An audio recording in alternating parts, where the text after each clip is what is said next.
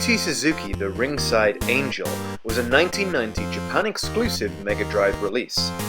Asmic looked to JWP Joshi Proresu for a star to base their game around. こんにちは、ジャパン女子プロレスのキューティー鈴木です。Cutie Suzuki is the only real wrestler in the game.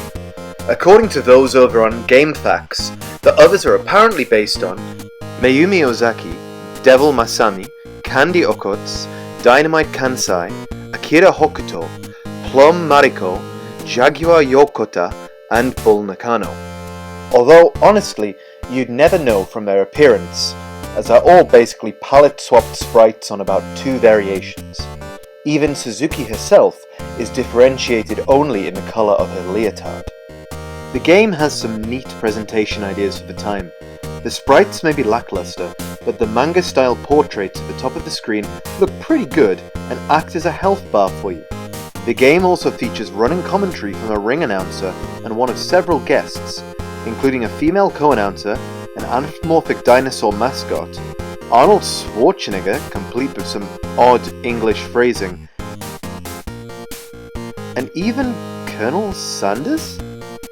You sometimes get a replay of a special or a big move from a match. The presentation of the tournament brackets is nice as well, with cheapy versions of the wrestlers battling it out. The gameplay is surprisingly fun, even if it does become a bit of a button masher at times. The characters respond fairly well and the collision detection is decent. You have a punch, a kick and a grapple at your disposal, although I found that the punch and the kick were more for keeping your opponent at bay rather than to inflict any real damage. It's also to your advantage to perform submissions, as they seem to inflict a lot of punishment on your opponent. There's a limited number of moves, but that's to be expected. The moves have been rendered in the game fairly well, with each character having special moves, such as Cutie's Cutie Special, a bridging fall-away slam. You can fight outside the ring, although aside from whipping your opponent into the guardrail, there's nothing much to do there. Flying from the top rope is also possible, but difficult to land. Most interestingly, every so often you're able to hit a reversal.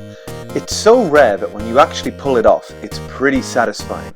However, most of the things that I've mentioned are window dressing. The core of the game is repetitive, with really only one mode which forces you to compete against the same opponents over and over, all for a single congratulation at the end of it. There is a 2-player mode which could be fun for a match or two. I was surprised by how much I enjoyed the game, but objectively, the graphics aren't great for the Mega Drive. The gameplay is repetitive and there's a distinct lack of replayability here. No amount of trophies or bunny girls can make up for that.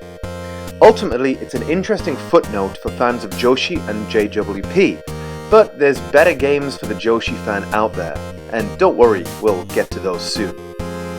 For being thoroughly okay and nothing more, we give Cutie Suzuki no Ringside Angel 2 Sasukes out of 5. So that's all for this episode. We'll see you in episode 3. Sayonara!